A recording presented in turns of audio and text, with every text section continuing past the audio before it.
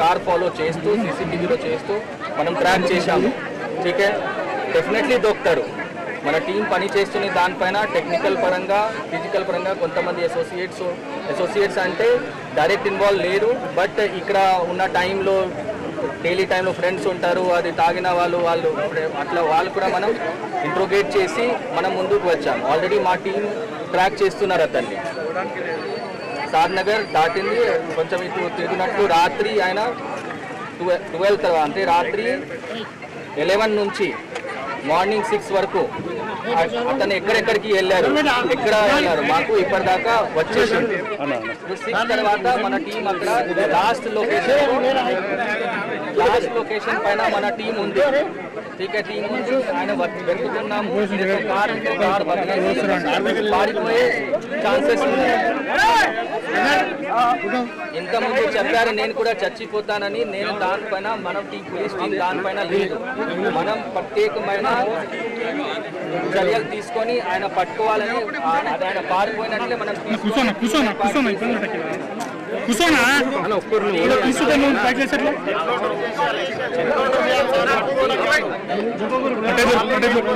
మా చేతిలో legal actions ఉంది. కూర్చోండి, మీరు కూర్చోండి.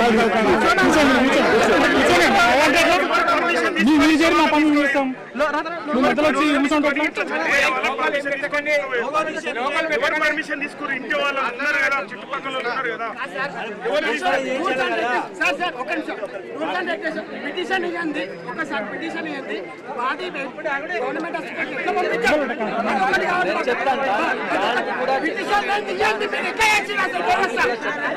నేను వింటున్నా కదా, నేను మాట్లాడుతున్నాను. ఠీకే, ఇప్పుడు ఏదో ఒక ఇట్లా ఇష్యూ ఉన్నప్పుడు బాగా లా అండ్ ఆర్డర్ ఇష్యూ అవుతుంది అని చెప్పేసి డెఫినెట్లీ ఆ అపోహాలు అది ఉంటుంది, ఎక్స్పెక్టేషన్ ఉంటుంది. ఆ టైంలో చూసేసరికి మనం ప్రాసెస్ స్టార్ట్ చేయమని చెప్పేసి మనం అక్యూజ్ పట్టుకుంటాం. అది ఎట్టి పరిస్థితుల్లో మనం వదలము. ఠీకే, ఎవిడెన్స్ ప్లస్ అది ఒకటి. తర్వాత రెండవ ఏమవుతుంది ఏంటంటే క్లూస్ టీమ్ అక్కడ వచ్చి ఫొటోస్ శాంపల్స్ అంతా ప్రత్యేకమైన తీసుకున్నారు. ఫస్ట్ వినండి నేను చెప్తున్నాను. ఠీకే, దాని తర్వాత ఇప్పుడు బాడీ అంతా లేట్ ఉన్నప్పుడు విసెరా శాంపల్స్ అవన్నీ కొంచెం ఖరాబ్ అవుతుంది. అది కూడా ఆనుకొని మనం తొందరలో చేయమని చెప్పి లా అండ్ ఆర్డర్ ముఖ్యమైన. దాని తర్వాత క్లూస్ టీమ్ అంతా మనం ఫీల్డ్ పైన సీన్ పైన చర్యలు తీసుకొని నేను చెప్తాను వినండి ఫస్ట్, దాని తర్వాత మీరు చెప్పండి.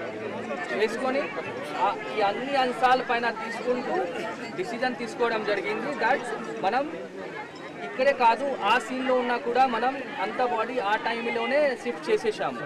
ఠీకే, ఇది కాదు ఇది మాత్రమే మనం ఇక్కడ కూడా విక్టిమ్ వాళ్ళ ఫ్యామిలీ మదర్ ఉన్న తల్లి ఉన్నారు, తర్వాత గ్రాండ్ మదర్ ఉన్నారు, వాళ్ళు మాత్రమే కాదు. వాళ్ళు కాకుండా అవతల సైడ్ ఆ అక్యూజ్ వాళ్ళ వైఫ్ ఉంది, వాళ్ళిద్దరు చిన్న పిల్లలు ఉన్నారు. వాళ్ళు కూడా ఆ టైంలోనే మనం ప్రత్యేకమైన క్లూస్ టీమ్ వచ్చి అంత శాంపల్స్ ఫొటోస్ బ్లడ్ శాంపల్స్ ఉండొచ్చు, అది క్లోజ్ ఉండొచ్చు, అంతే మనం తీసుకొని ఒక సూక్ష్మమైన అది తీసుకొని ఈ కేసులో అనేది ఎట్టి చిన్న అది కూడా తప్పు రాకుండా సీనియర్ ఆఫీసర్స్ మానిటర్ చేస్తూ ప్రతి అంశంలో ఇన్స్ట్రక్షన్ ఇస్తూ మనం ఆ కేసుని ముందుకు తీసుకెళ్తున్నాం. ఇప్పుడు ఆయన ఏదో ఒక చెప్పి ఉంటున్నారు, పారిపోయే మ్యాక్సిమం అయితే పారిపోయినట్టు ఉన్నారు. అండ్ మ్యాక్సిమం అదే ఉంది, 99.99% అదే ఉన్నారు. మన టీం దానిపైనే వర్కౌట్ చేస్తూ ఆయన సిడిఆర్ లొకేషన్ ఈ 2 ఊర్లో సంబంధించి ఎంటైర్ సీసీటీవీ ఫుటేజ్ ఇక్కడ నుంచి పారిపోయే చౌదరిగూడెం రూట్ తీసుకొని అటు సాద్ నగర్ హైవే అంతా ఎక్కారు. అది మనం మొత్తం ట్రాక్ చేశాం. మార్నింగ్ 6 వరకు మనకి ట్రాఫిక్ దొరికింది. ఆయన 6 వరకు అటు సైడ్ అటు ఉన్నారు. ఠీకే, అక్కడ టీం ఉంది మనది. ఠీకే, ఇప్పుడు వెతుకుతున్నారు. ఇప్పుడు మేము ఏమవుతున్నది, మాకు ఇప్పుడు ఆల్రెడీ అటు 9 టీమ్స్ పెట్టాం. ఇక్కడ ఆల్మోస్ట్ 50 మంది 100 మంది నాకు ఇక్కడ పెట్టుకోవాల్సింది అవుతున్నది. ఠీకే, అది డైవర్జన్ బాగా అది అవుతున్నది. మా ప్రయారిటీ ఏంటంటే ఫస్ట్ ఆయన పట్టుకోవాలి, ఖచ్చితంగా ఆయన పట్టుకోవాలి ఎట్టి పరిస్థితిలో. దానిలో అస్సలు దేర్ ఉండకూడదు, అది మా ఫస్ట్ ప్రయారిటీ. ఠీకే, దానికోసమే మీ అందరితో సహకారం కావాలి. ఠీకే,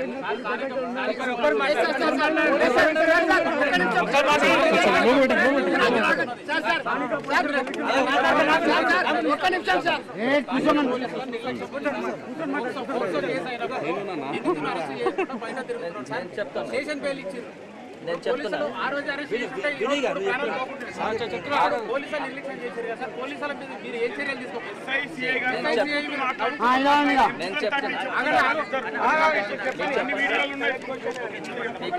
నేను చెప్పాలా? ఓకే, దానికి కూడా మీరు మార్నింగ్లోనే 4 o'clock అది చేశారు. మేము మొత్తం ఫైల్ తీసుకున్నాం.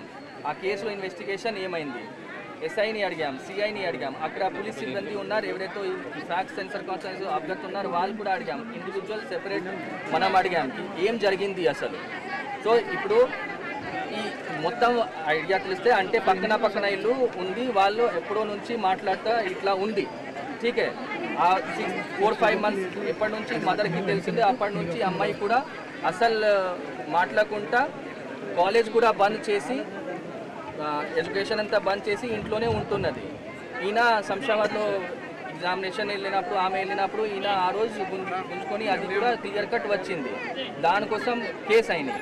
కేసు అయినాక ఈయన అమ్మడే although case is 78 BNS 351 Clause 2 BNS. అది ఏముంటుంది, పాత ఐపీసీలో 354 స్టాకింగ్ అండ్ 509 క్రిమినల్ ఇంటిమిడేషన్. స్టాకింగ్కి పనిష్మెంట్ 3 years, క్రిమినల్ ఇంటిమిడేషన్కి 1 year. ఠీకే, అది పాత బిఎన్ఎస్, పాత ఐపీసీ, ఇప్పుడు బిఎన్ఎస్. అండ్ పాక్సోలో 11 రెడ్ విత్ 12 11 Clause 4. దానిలో ఏముంది, ఒక మైనర్ పిల్లని ఎవరైనా స్టాకింగ్ చేస్తే దానికి శిక్షలు ఉంటుంది, దానికి శిక్ష 3 years ఉంది. ఓకే, ఇప్పుడు మీరందరికీ తెలుసు, మీరు అందరూ ఇక్కడ ఎడ్యుకేటెడ్ ఉన్నారు, మీకు లాయర్స్ అంతా కూడా తెలిసిన వాళ్ళు ఉంటారు. ఫస్ట్ అయితే ఇట్లాంటివి కేసులో జెన్యున్ స్టాకింగ్ కేసు ఖచ్చితంగా మేము అరెస్ట్ చేస్తాము. మనం జడ్జ్ గారిని పట్టుకొచ్చి రిక్వెస్ట్ చేసి 7 year బిలో ఉన్నా కూడా మనం రిక్వెస్ట్ చేసి రిమాండ్ చేపిస్తాము. ఠీకే, ఈ కేసులో ఏమైంది అంటే జనరల్గా జడ్జ్ గారు 7 year లోపు అసలు ఇవ్వరు, ఎందుకంటే జడ్జ్ గారికి మంత్లీ వాళ్ళు రిపోర్ట్స్ ఇస్తారు. ఏఐఓ 7 years లోపు మాకు రిమాండ్ కోసం రిక్వెస్ట్ పెట్టారు, అది హైకోర్టుకి పెడతారు, హైకోర్టు సుప్రీంకోర్టుకి పెడతారు, ఇట్లా మానిటరింగ్ అవుతుంది. ఠీకే, సో దానివల్ల 7 year లోపు చేసినప్పుడు ఒకటి ఇది ఫస్ట్ స్టాప్.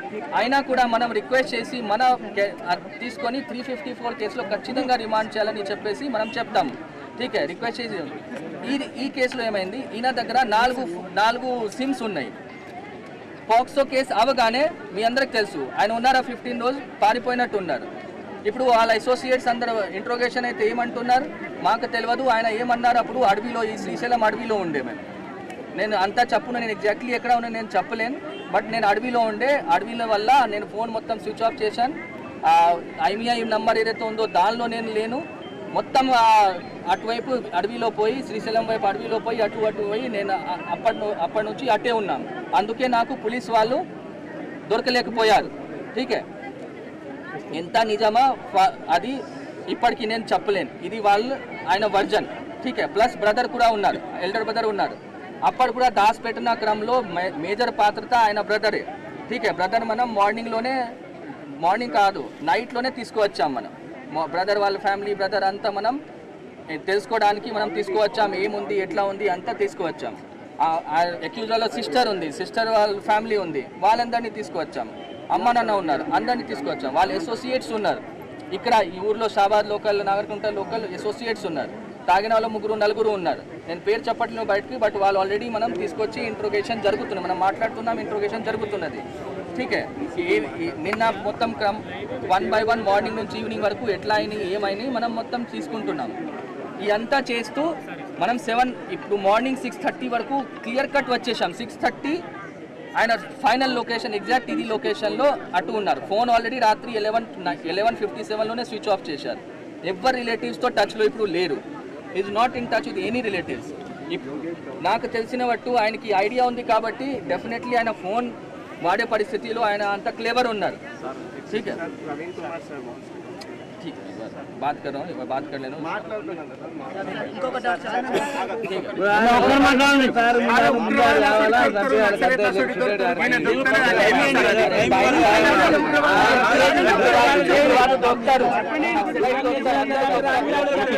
एक बार सुनिए उनकी बात सुनिए उनके बात ఇక్కడ బయట ఇచ్చింది మేము క్యాండిడేట్ గురించి మెయిన్గా క్యాండిడేట్ మాకు కావాలి, అది సెకండ్.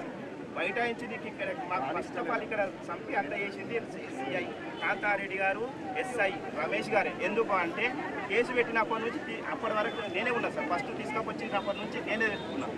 కేసు పెట్టి పోక్సో కింద పెడదాము, వీడు లంగా దొంగ అని చెప్పేసి వాళ్ళే మామూలని పోక్సో కింద అయితేనే లోపలికి పోతాడు అట్లా ఇట్లా అని చెప్పేసి పోక్సో పెట్టి నాకు పంపించేసి 1 వీక్ అవుతుంది.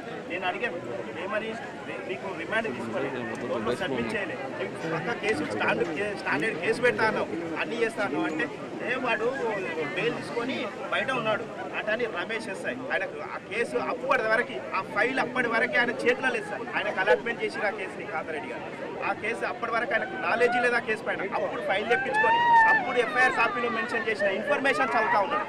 అంటే ఆ వారం రోజుల దాకా పండుకున్నాడు ఆయన. ఒక నిమిషం అయిన తర్వాత మళ్ళీ అడిగాను, మీరు ఒకవేళ మీరు వారం అయితే నెట్టుంది సంపుతాన్ని వేధిస్తుండు, శాబాల చెక్కలు కొడుతుండు, వాడు మాకు కనబడ్డాడు కానీ మీకు దొరకట్లేదు అంటే ఏడ కనబడ్డాడు చెప్పు మేము వస్తాం, ఒక ఏడ కనబడ్డాడు చెప్పు మేము వస్తాం అని చెప్తాం.